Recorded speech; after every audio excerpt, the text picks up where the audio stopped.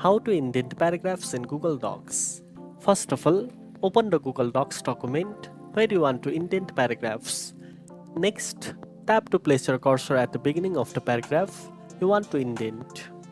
Then, tap the format icon that looks like an uppercase A with horizontal lines next to it in the top menu, and select Align and Indent from the drop-down below the highlight section.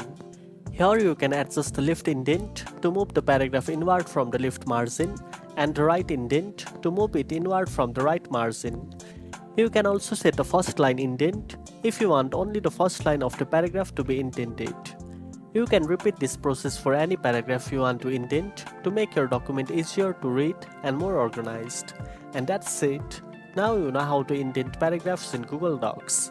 If you found this video helpful, don't forget to like, share and subscribe for more tech tips. Thanks for watching and I'll see you in the next one.